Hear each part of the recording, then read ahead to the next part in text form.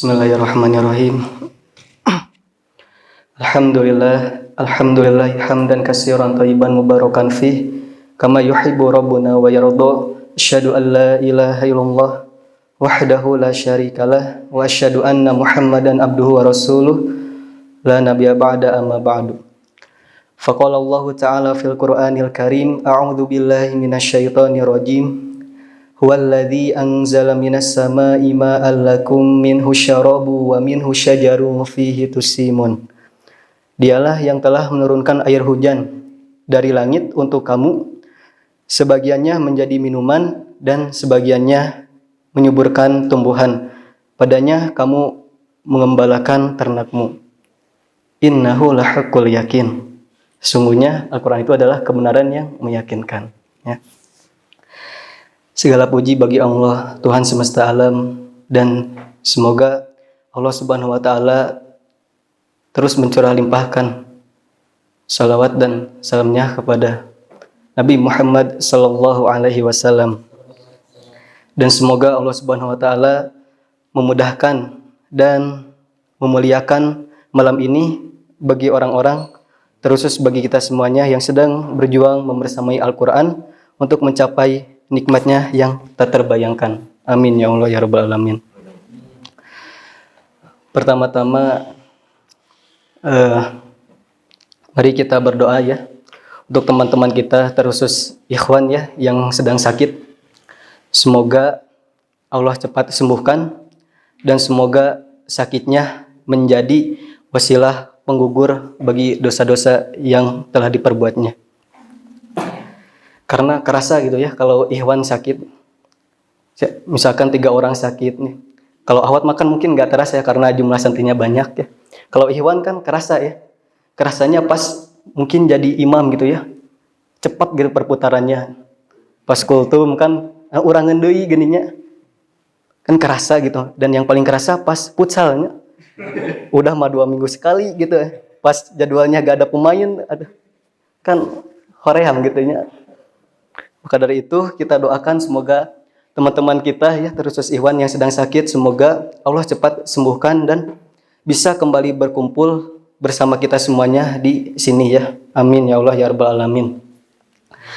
Tidak akan lama-lama teman-teman. Oh, dan tidak lupa juga tidak terasa ya, saya terkhusus angkatan saya mungkin ya sudah berada di tahun ketiga. Semoga yang sudah jiadah juz 16 dipermudah oleh Allah, dimudahkan hafalannya dan diistiqomahkan dalam menjaganya gitu ya. Dan semoga yang masih sedang berjuang untuk mempersiapkan tasmi 20 juz juga Allah berikan kemudahan dan berikan kesehatan selalu kepadanya ya. Semangat untuk angkatan Magdis kece. Apa Magdis kece kelek cepat. Dan semangat juga untuk angkatan ahwat ya, angkatan Al-Kausar ya. Insyaallah semangat. Apa? Oh, Kausar ya. Semangat buat angkatan Kausar ya. Dan angkatan bawahnya juga semangat ya, yang baru masuk pembinaan semoga bisa dimaksimalkan waktu pembinaannya ya untuk memperkuat hafalan ya. Atau mungkin bisa usul saya gak mau pegang HP gitu ya. Mau fokus murajaah kan lebih bagus. Langsung saja teman-teman ya, gak akan lama. Saya akan membawakan materi tentang 2 poin penting dari ringkasan bab 8 dari kitab Ta'alimu Ta'alim karya Imam Jarnuzi mengenai tentang masa belajar. Poin yang pertama yaitu masa untuk belajar adalah sepanjang hayat ya. Mencari ilmu sepanjang hayat merupakan ciri dari seorang muslim sejati. Allah Subhanahu wa Ta'ala telah berfirman bahwasannya sesungguhnya ilmu Allah itu luas, memenuhi langit dan bumi. Tidak akan ada seorang pelajar yang merasa sudah mengetahui segala sesuatu. Bahkan sebaliknya, bagi ia yang sungguh-sungguh dalam belajar, semakin banyak ia belajar dan semakin banyak ia mendapatkan ilmu, maka ia akan semakin merasa bahwasannya masih banyak ilmu yang belum ia ketahui. Ustaz Saiful kan suka bilang begitu ya. Contohnya kan kita sendiri di sini ya. Saya yakin teman-teman ketika berada di pondok ini eh, merasakan bahwasannya ternyata ilmu kita itu kurang, bahkan mungkin bisa jadi kita itu masih nol gitu ya. Ilmu Islam itu ternyata luas, ilmu Al-Quran itu ternyata begitu luas ya. Bahkan ternyata hal-hal yang mungkin dulu sering kita lakukan ya, yang bahkan itu dalam tanda kutip menjadi kebiasaan kita, itu ternyata secara keseluruhan kita belum mengetahui ilmunya, atau bahkan kita masih sangat dasar ilmu yang kita pahami tentang hal itu ya.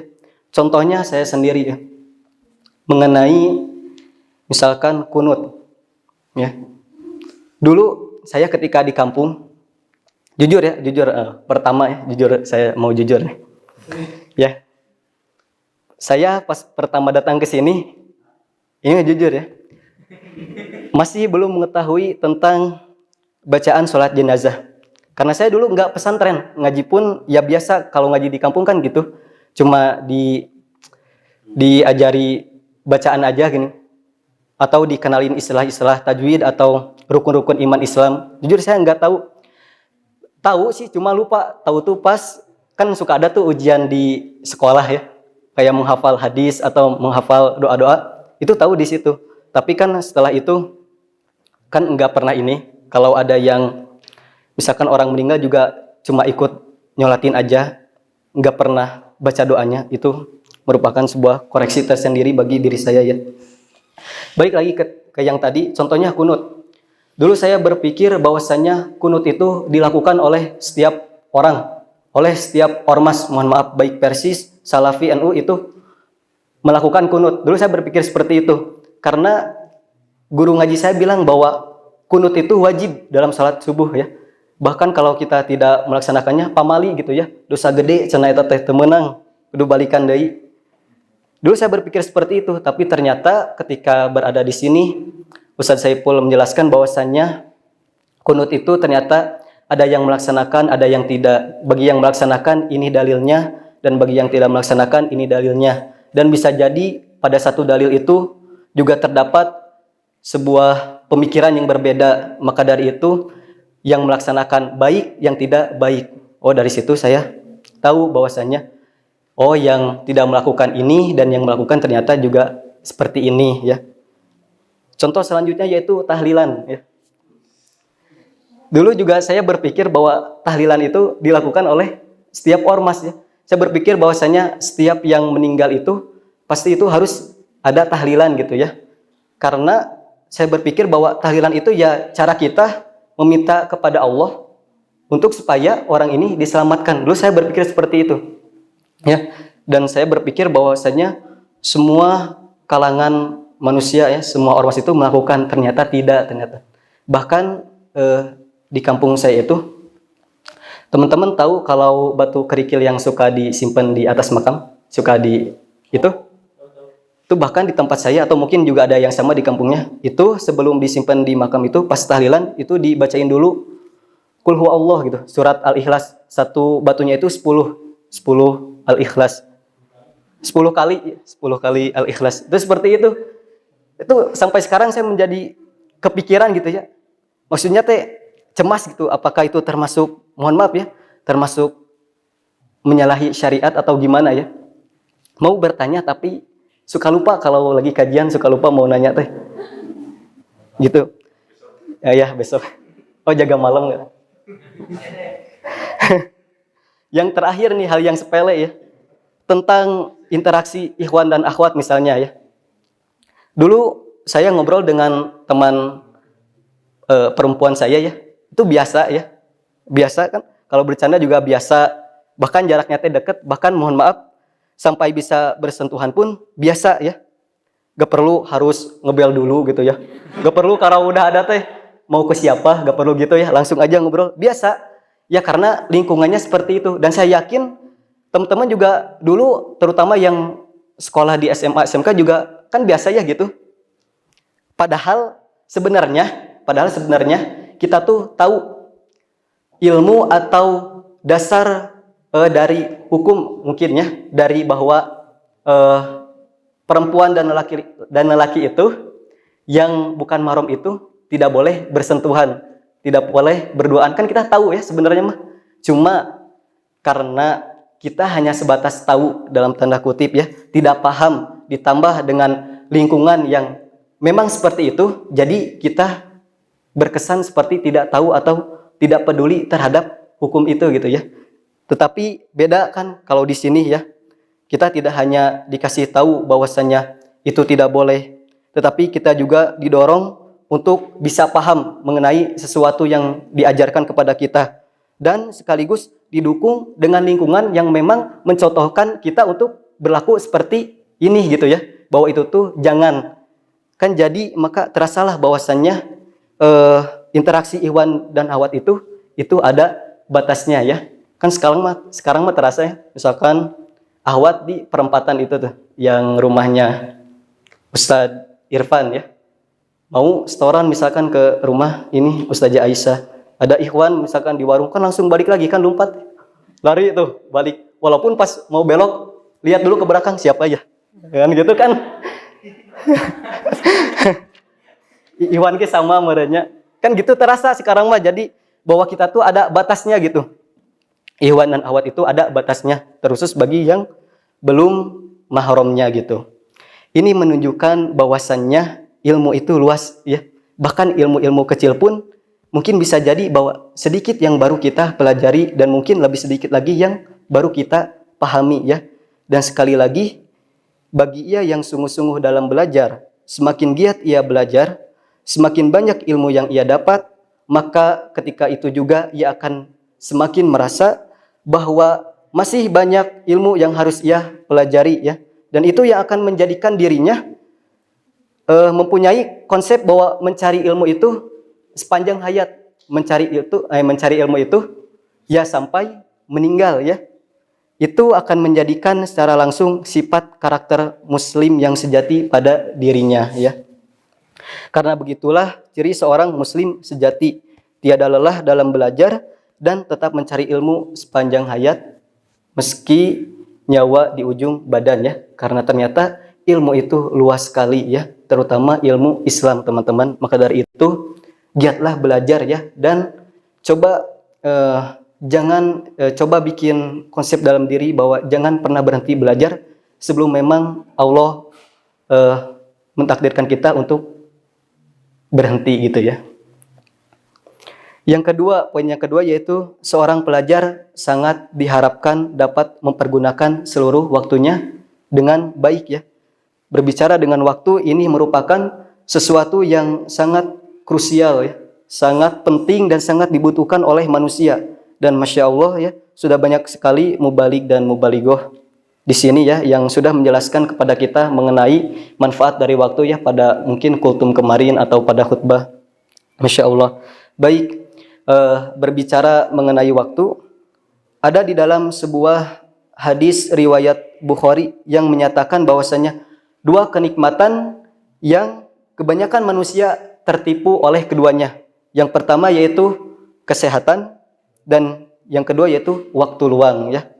Maka dalam hadis ini dapat diambil pelajaran bahwa terlalu berleha-leha dengan waktu luang tentu akan membuat kehidupan sia-sia, terkhusus bagi mereka yang sedang belajar, terutama kita yang sedang menghafalkan Al-Quran ya. Karena kerasa kan waktu tuh sedikit ya, tapi dengan semakin bertambahnya hafalan ya, semakin mungkin ada amanah yang diberikan, maka semakin terasa bahwa kita itu memang butuh waktu. Maka dari itu jangan sia-siakan waktu ya, manfaatkanlah waktu luang sebaik mungkin ya. Dan bahkan Allah memberi pengetahuan, peringatan, dan perintah mengenai waktu dalam banyak ayat di dalam Al-Quran. Di antaranya adalah ada demi masa, demi waktu duha, demi waktu fajar, waktu siang dan malam. Itu semuanya di waktu itu memiliki keutamaan dan memiliki kelebihan masing-masing jika kita bisa memanfaatkan waktu itu sebaik mungkin ya. Waktu duha ya, kita bisa melaksanakan sholat duha yang Masya Allah apa pahalanya, dimudahkan rezeki ya. Seorang Hasan Al-Banna juga berpesan dalam sebuah kalimatnya yang sangat bijak dan indah, bahwasanya dia berpesan seperti ini, pekerjaan rumah kita itu lebih banyak dibandingkan waktu yang tersedia ya. Dan itu yang saya rasakan di sini.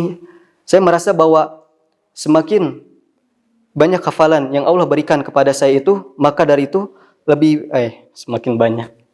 Ketika hafalan yang Allah berikan kepada saya itu lebih banyak dibandingkan masih tadi.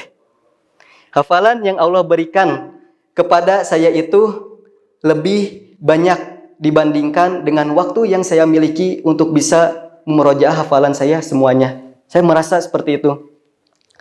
Saya selalu berpikir entah saya yang lalai atau mungkin memang waktu yang kurang, atau saya tidak mau memaksakan diri sehingga waktu terasa begitu saja.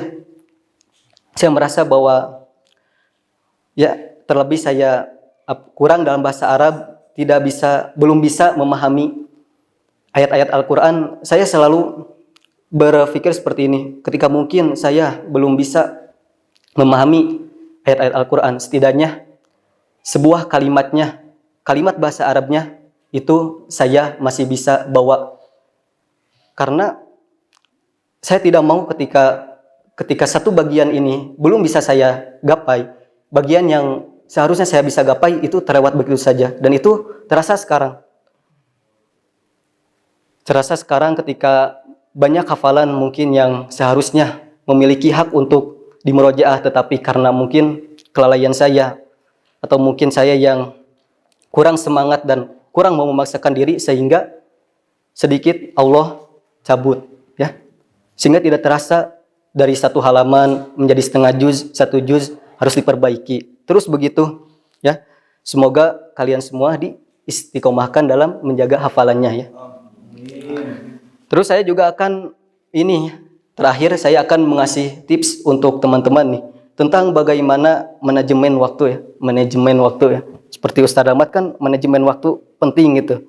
Yang diambil dari buku berjudul Bersegeralah karya Uwais Inspirasi Indonesia. Ada yang pernah baca buku Bersegeralah? Belum ya.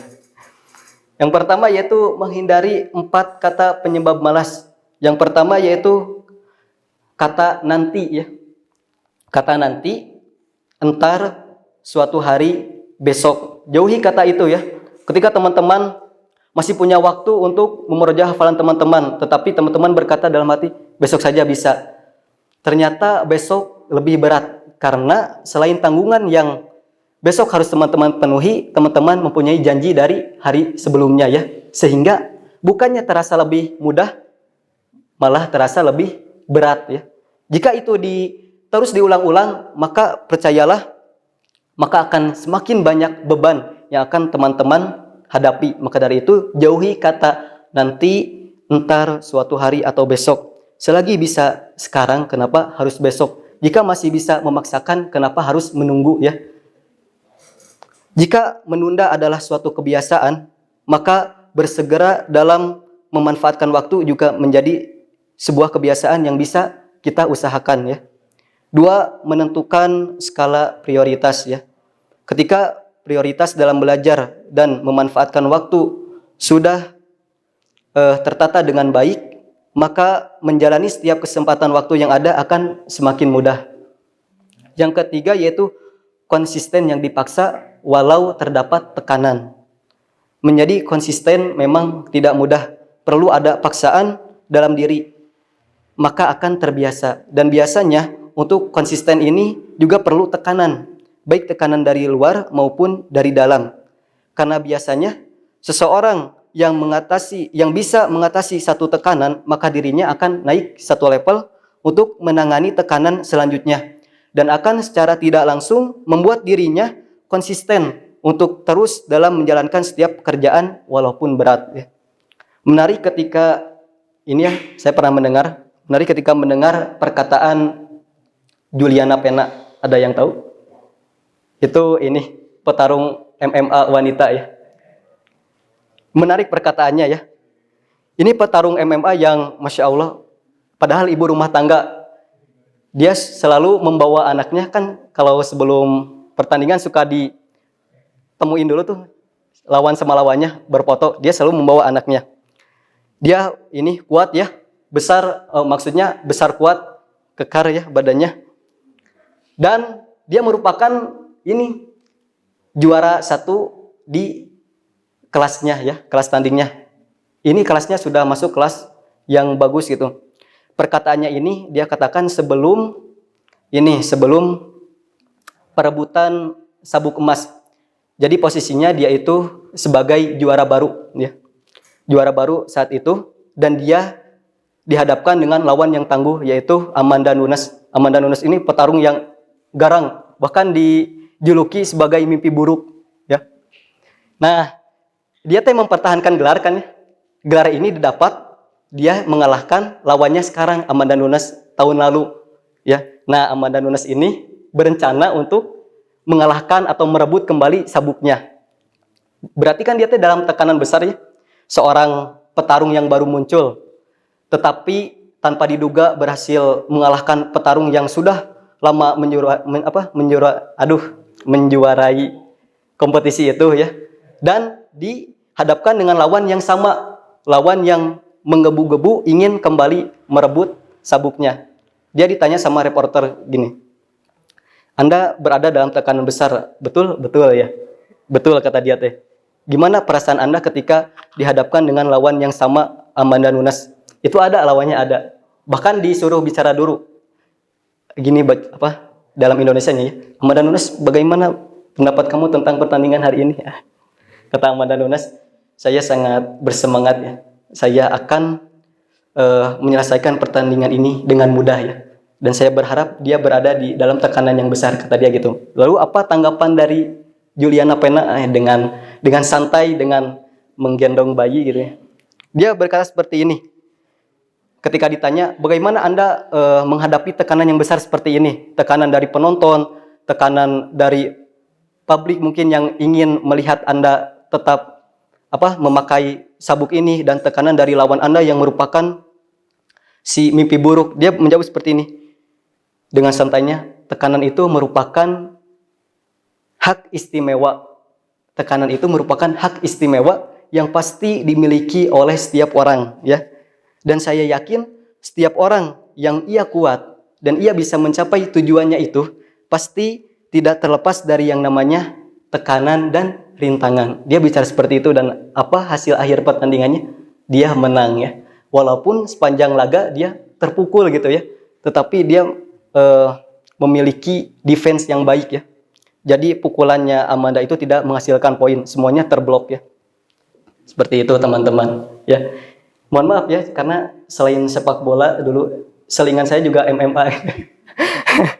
Saya suka melihat. Kalau ini favorit saya di MMA laki-laki yaitu sekarang Kamaru Usman ya. Seorang muslim kuat. Kan ada Habib Nurmagomedov, ada sekarang Kamaru Usman, pembantai ya.